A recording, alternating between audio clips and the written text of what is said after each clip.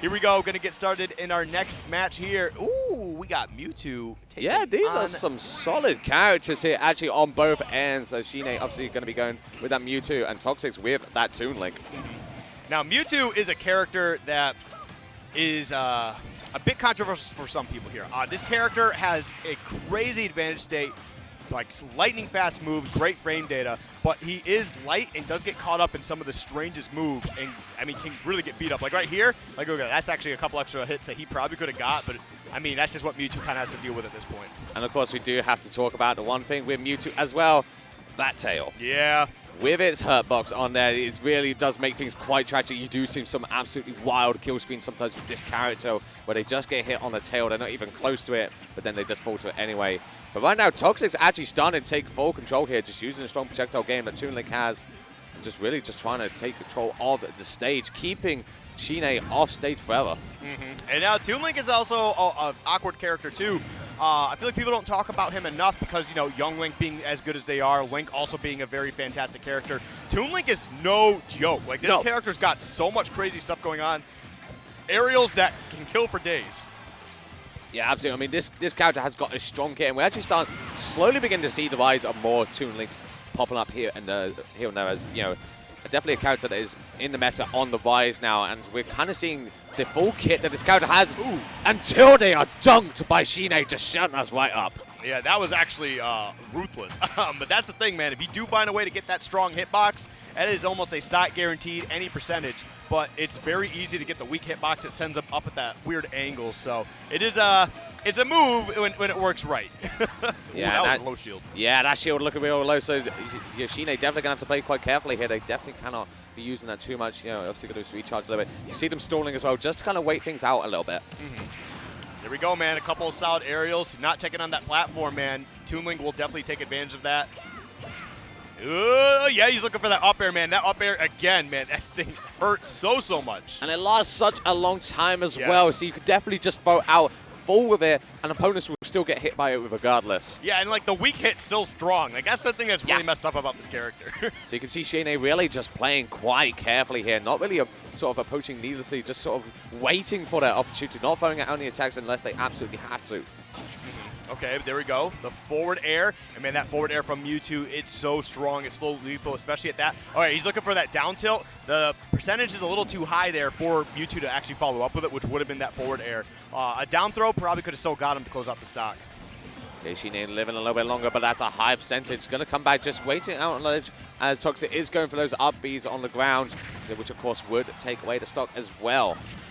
There it is. Yep, that was actually a nice play going off stage, getting that forward air. I mean, again, it's a dangerous position, especially against a character like Toon Link, who can throw out so many of the options, even off stage, to kind of disrupt any sort of edge guard. But does find a way to get the stock right back. Last stock situation here, Sma. Yeah, we are in a very even game here in this game one.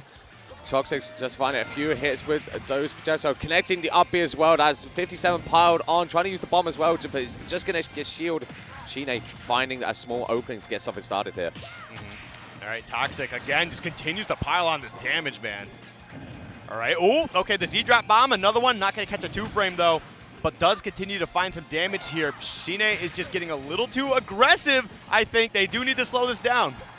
Yeah, they're going to have to play so carefully here. They want to keep themselves in this game because you know Toxic is on the hunt for that up air is going to start killing, especially when you call it out with an up smash like that. Woo! Yeah, dude, that was actually super smart. And I get Mewtwo's fear there. You know, hey, I'm going to hit this air dodge because they're definitely going to come up for that up air. They've been looking for it all game. But you know what? That is called, oh, the word slipped from my head. Conditioning. It really is. I mean, you expect, you know, Toxic to obviously just jump up there with the up air. Of course, you know, a lot of players would expect it because, you know, as we said before, that up air lasts a real long time. Yes, it's kind of scary how long it lasts. But, ooh, okay. We're going to be getting to the next one here. So going from one Pokemon to another is ShiNe going into Incineroar. And then Toxex, kind of like a similar game plan, too. A character that has some great, you know, neutral buttons, right? Just great normals. And then some solid projectiles to kind of follow up and build off of. Yeah, I mean, this is a strong selection of characters here, but Toxic actually just missing the deep breathing there, which is something you do see a little bit often. When you're not familiar with a character, you've got to obviously remember the timing of how to do it. Now, this is actually also a very interesting matchup here for Wii Fit Trainer, because while they do love to use their projectiles often to try and condition and, you know, force their opponent to some weird positions, Incineroar has no problem eating those projectiles right up, you know, using the revenge to try and build up these stacks. And I mean, listen, he might take 20 hits, but he gets 3, and one of them's revenge, and you're just losing the stock. Absolutely. Ooh. And I love the use of those up airs as well, just throwing out the first one, then falling back down, throwing out another one just to connect and take that kill away. Oh, okay, just grab them straight up with the up throw, and another one. Wow, okay, nice turnaround into the back air. Really put down some good pressure, just poking them into the foot. And you're definitely like starting to see a little bit that Toxex may be not familiar with this character. It's looking a little bit, you know, more sluggish than we saw with the Toon Link, which, you know, Toxex did seem to have like full control over. Meanwhile, ShiNe looking very, very strong here in this game. Yeah, I mean, it's Wii Fit Trainer does have a pretty straightforward game plan. It's just like there's some execution stuff to really kind of capitalize on what this character is really capable of. So it's just kind of hard to deal with. But hey, that's one of those awkward, I have a hitbox everywhere when I do certain moves. And ooh, you actually saved him there. Unfortunate position, but I mean, I feel like if he didn't throw out that hitbox, he was getting spiked from the cross chop. Okay, now, I mean, 141% on ShiNe right now, but gonna get the grab for Wii Fit off stage. DP coming out, but obviously when you use it multiple times, it goes real slow. And Wii Fit's recovery as well, one of those more vulnerable types, so just going to be snuffed out by that back air and take the stock away. Yeah, I'm trying to put that pressure out there, man. And the problem is that they keep getting way too aggressive with Incineroar, and ShiNe definitely has, you know, they know how to play this character. We've seen the damage come out. We've seen the combos. Okay, you know, they were a little off the mark there, but that could have been absolutely devastating. But finally, Toxex getting on the board with the back air.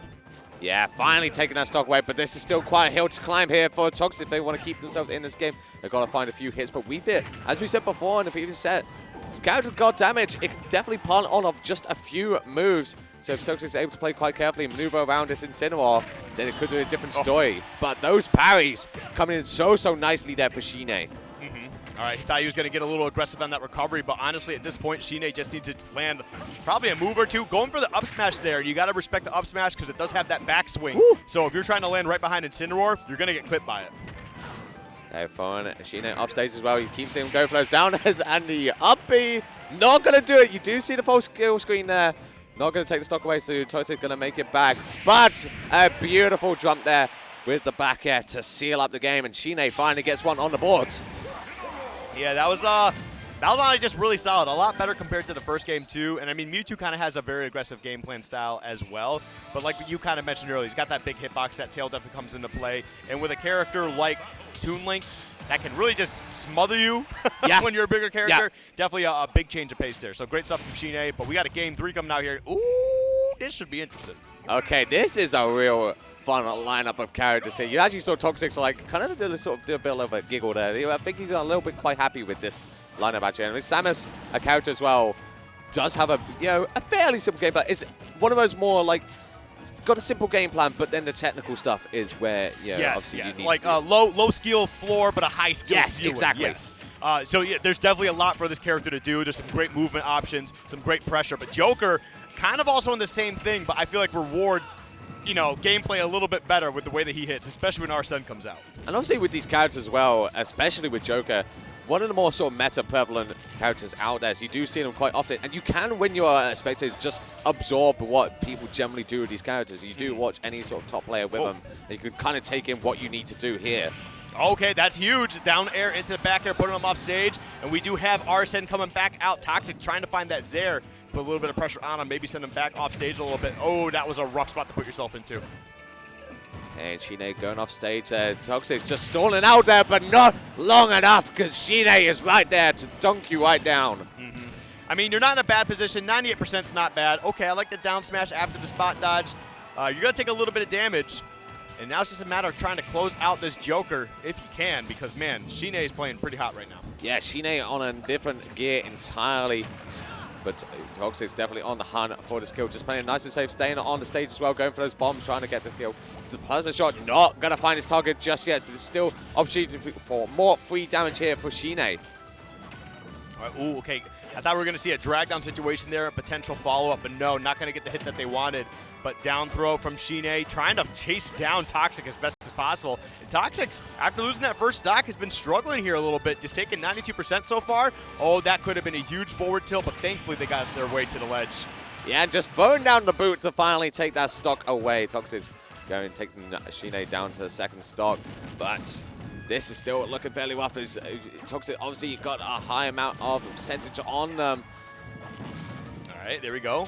A little bit of a trade right there. Oh, that could have, Toxex, you could have been on point there. All you got to do is get the grab, chop him a couple times, throw him to the back. You probably could have got an early stock, but you know what? It's also a situation where I don't want to get stuck on the platform against Joker, so I definitely get it.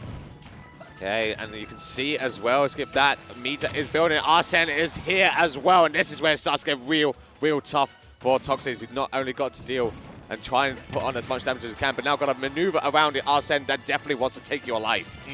All right, I like that. Getting off the stage, the ledge, excuse me, immediately, not wanting to deal with that Trump situation, especially with Arsene out. 164. Samus is one of the heaviest characters in the game, but you are not surviving that.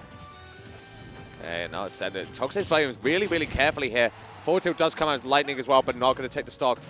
Arsene is away finally, which gives Toxex a small opportunity, but instead, ShiNe just saying, you know what?